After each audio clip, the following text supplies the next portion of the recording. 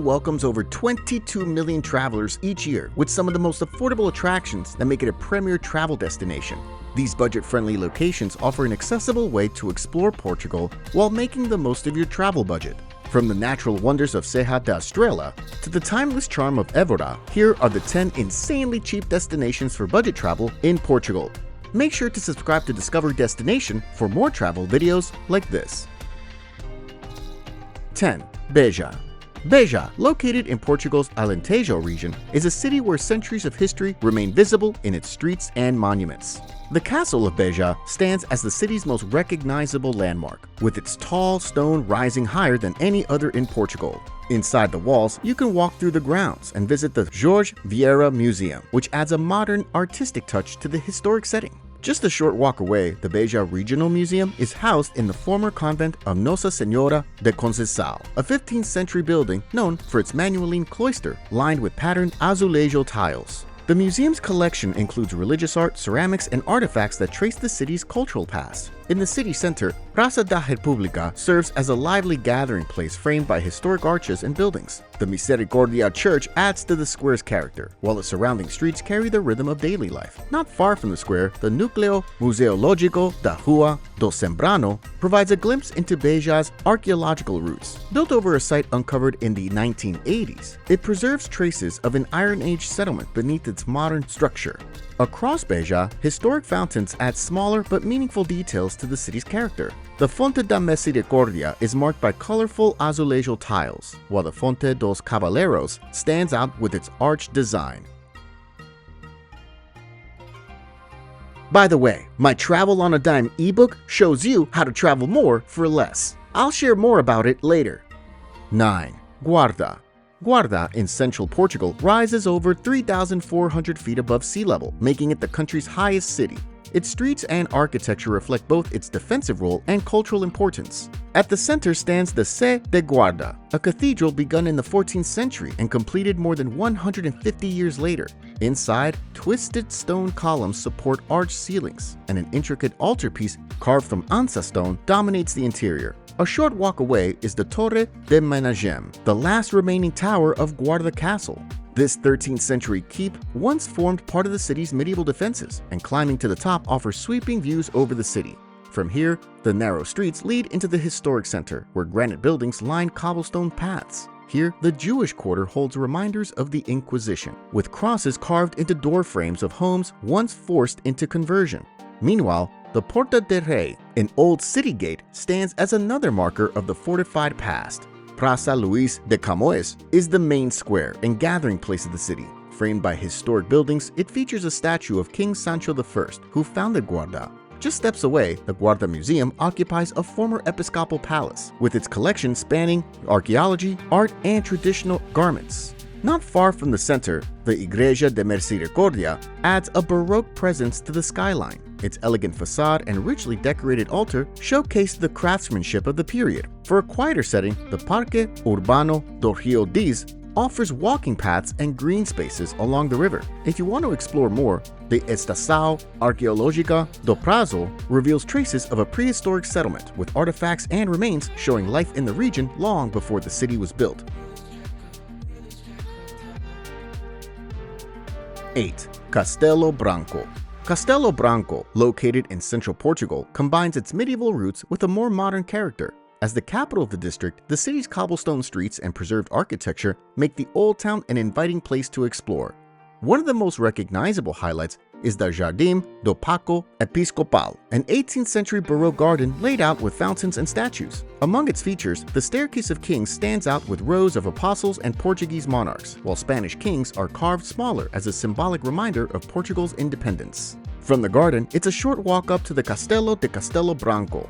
Built by the Templars in the 13th century, the castle now lies in ruins, but its hilltop position provides sweeping views over the city. Just below the castle sits the former bishop's palace, today home to the Museu do Francisco Tavares Proença Jr.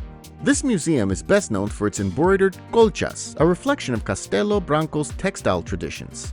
Not far away, the Carjaleiro Museum showcases the paintings and ceramics of local artist Manuel Carjaleiro, adding a contemporary layer to the city's cultural scene. The Sé de Castelo Branco also known as the Church of San Miguel, is another key landmark. Built between the 13th and 14th centuries, it later gained Baroque Rococo details, with gold leaf decorating its main chapel and sacristy. Beyond the historic center, Piscina Praia provides a relaxed summer retreat. This river beach pool is a favorite local spot for swimming and unwinding. For a more natural setting, the nearby Parque de Barrocal offers trails through unusual rock formations and open green spaces. The Domus Municipales is also worth a stop. Built in the 16th century, it once served as the municipal council, courthouse, and jail. Its facade displays the armillary sphere and the coat of arms of Portugal, while its veranda overlooks streets that still preserve their historic character. Now, I know you're getting excited about all these amazing places to visit, but if you're eager to travel the world to explore new locations, cultures, foods, and much more, while taking a breather from your everyday life, you also know it can cost you quite a lot of money. With the Travel on a Dime ebook, you have the opportunity to make the most out of any place you visit without overspending on your travel budget. From finding the right flights and hotel deals to money-saving tips during your trip, it's the perfect guide to help you travel like a pro, ensuring you have a great experience while saving hundreds of dollars on travel. Get your copy at thediscoverydestination.com. That's thediscoverydestination.com. Use code DISCOVER5 to save $5 off your copy. 7. Serra da Estrela. Serra da Estrela in central Portugal is the country's largest natural park, covering over 249,000 acres. Its granite mountains, glacial valleys, and snowy winters make it unique, as it's the only place in Portugal where snow falls regularly. The park's highlight is Torre, the highest peak in mainland Portugal, rising to 6,538 feet. Torre draws many visitors throughout the year. In winter, it becomes the center of Estancia de Ski da Serra da Estrela, Portugal's only ski resort, where you can ski, snowboard, or sled. Not far from Torre lies the Zegere Glacier Valley, shaped by ancient glaciers and recognized as one of Portugal's 7 wonders. Hiking trails here take you past dramatic scenery, while nearby Lagoa Comprida, a large reservoir, serves as a starting point for high-altitude trails across the mountains. One of the park's most unusual sites is Covao dos Conchos, a man-made spillway hidden in a mountain lake. Built in the 1950s to divert water, it looks like a massive circular hole in the water. For a gentler walk, the Passadizos do Mondego, or Mondego boardwalks, provide a wooden path through the countryside with less demanding climbs. The park also features striking natural spots, like Poço do Inferno, a 10-meter waterfall that can be reached by a short trail and drops into a clear mountain pool. Covao da Metade is a peaceful valley with granite cliffs, often used for camping or short walks. Unique rock formations such as Cabeça do Velho, or the Old Man's Head, adds to the park's dramatic scenery. Several villages enrich the area with history and charm, like Manteigas, which is a convenient base for trails and viewpoints. Then there's Pio Dao, with its schist stone houses, and Linhares da Beira, a medieval village with a castle, which stand out for their architecture and history. Meanwhile, Fogosinho, with its stone watchtower and quiet streets, offers a more relaxed experience. Serra da Estrela is also known for its traditions. In Manteigas, the Burrell factory produces wool products using restored machinery. In Celorico da Beira, the Cheese Manor House introduces you to Serra da Estrela cheese, a creamy sheep's milk cheese. Ceia adds another layer with its bread museum, which highlights Portuguese bread making and serves fresh loaves. In summer, the park's river beaches become popular escapes. Loriga, with waters of glacial origin, has a natural river beach framed by mountain views, making it one of the most refreshing places to cool off during warmer months. 6. Viseu. Viseu, located in Portugal's Central region, sits on a plateau surrounded by mountain ranges. The historic center is one of the city's highlights, with narrow cobblestone streets winding between granite buildings and small shops. Central spots like Praça Dom Duarte, named after a 15th century king, and Rua Direita, the city's main street for centuries, give you a sense of the city's character. From here, Viseu Cathedral, or Sé de Viseu, stands out as one of the most important landmarks built over several centuries. Inside, you can walk through peaceful cloisters, and the bell tower offers wide views across the city. Right beside the cathedral, the Grão Vasco Museum is housed in the former bishop's palace. Its collection centers on the works of Renaissance painter Vasco Fernandes, while also displaying regional art. A short walk away, Praça da República, also called Rocio, serves as another gathering place. The square features fountains, a merry-go-round, and striking azulejo panels that depict scenes of local life. To see more of the city's past, the remnants of Vizeo's medieval walls can still be found throughout the center. Gates like Porta dos Cavaleiros and Porta do Soar de Cima remain as reminders of the city's fortified history. Beyond the historic core, Cava di Veriato adds another layer of significance. This large pentagonal earthwork reflects Vizeo's military heritage. For quieter moments, Parque Aquilina Ribeiro offers a green retreat within the city. Shaded areas, open lawns, and a pond make it a pleasant place to pause. Viseu also offers insights into local culture at the Museu Almeida Moreira. Once the home of Francisco Antonio Almeida Moreira, a respected art critic and collector, the house now displays azulejos and personal collections. 5. Tomar. Tomar sits along the Nabao River in central Portugal, where history and architecture connect naturally through its streets and landmarks. Above the town, the convent of Christ and Tomar Castle dominate the skyline. Built in the 12th century as a Templar stronghold, the complex later grew into a convent. From the convent, the old paths lead into the Mata Nacional dos Sete Montes. Once an olive grove for the monks, this large park now offers shaded trails, open lawns, and quiet corners. At its center stands the Charolinha, a small circular fountain designed to echo the convent's towers. In the heart of Tomar, Praça da República serves as the main square. The statue of Gualdim País, the city's founder, stands across from the Igreja de São João Batista. This 15th century church features a manual-leaned doorway and a peaceful interior. Crossing the Nabao River brings you to the Igreja de Santa Maria dos Olivais. Once the main Templar church in Portugal, it houses the tombs of several Grand Masters. The Gothic rose window and its detached bell tower, known as the Lighthouse of the Templars, are distinctive features. Nearby, the Tomar Synagogue, now the Museu Luso Hebraico Abrão Zacuto, preserves the memory of the city's Jewish community before the Inquisition. Its small rooms display inscriptions and artifacts that highlight their presence. Extending beyond the historic center, the Aqueduto dos Pegoes carries water across 3.7 miles of countryside. Built in the late 16th and early 17th centuries to supply the convent, some arches rise nearly 100 feet, making it one of the most impressive engineering works of its time. Returning to the Nabao River, Muxao Park offers a peaceful setting within the city. Located on a small island linked by pedestrian bridges, it has shaded paths and beaches where you can pause beside the water. 4. Aveiro. Aveiro rests along the Ria de Aveiro lagoon in northern Portugal, where calm waters connect narrow canals lined with elegant buildings. The city moves at a relaxed pace, and much of its charm comes from small details across its neighborhoods and nearby coast. Starting in the city center, the canals are the best introduction. Molicero boats, once used to collect seaweed, now glide beneath bridges with painted prows that brighten the waterway. Following the canals west leads to the Atlantic, where Costa Nova adds color to the shoreline. Rows of striped houses, once fishermen's storage huts, now define the area's look. The wide beach stretches in both directions, with open sands and ocean breezes that make it a favorite escape from the city.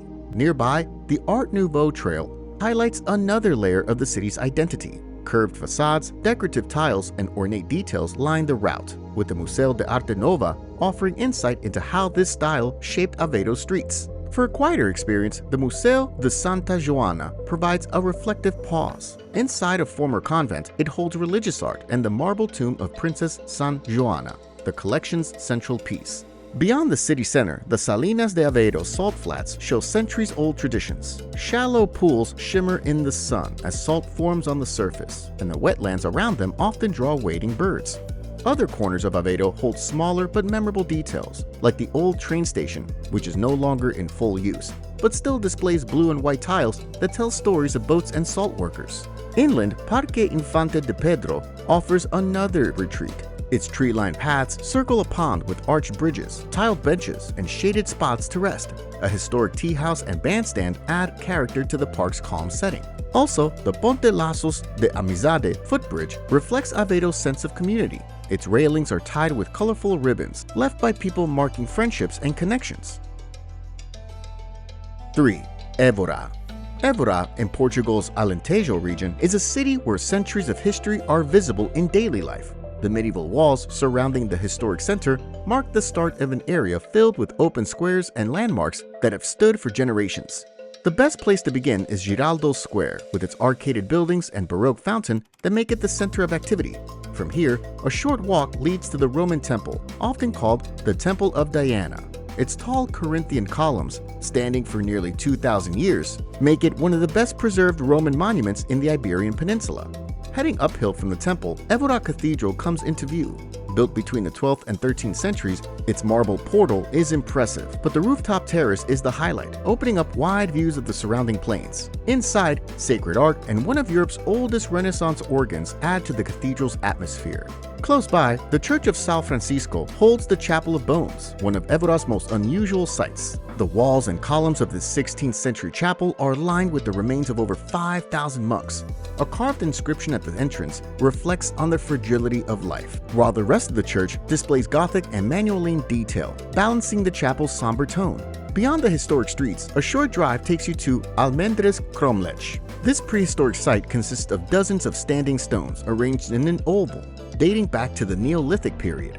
Returning to the city, another landmark tells a different story of the past: the Agua de Prata Aqueduct. Built in the 16th century to bring water into Évora, it stretches from the countryside into the city, where houses and shops have been built into its arches. The University of Évora adds an intellectual layer to the city's history.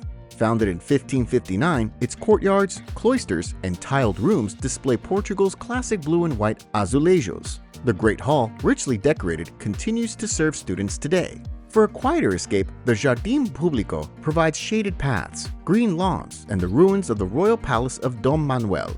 In one corner, 19th century fake ruins, built from fragments of older buildings, add a curious touch to this peaceful park. 2. Peniche. Peniche stretches out into the Atlantic on a rocky peninsula where the sea shapes nearly every part of life. Just offshore, the Berlangas archipelago offers one of the region's most striking experiences. A short boat ride from the harbor takes you to Berlanga Grande, the main island in this protected reserve.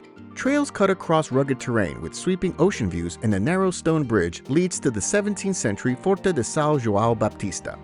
Back on the peninsula, the fortress of Peniche stands as a reminder of the town's layered past. Built in the 16th century to defend the coast, it later became a political prison during the Salazar dictatorship.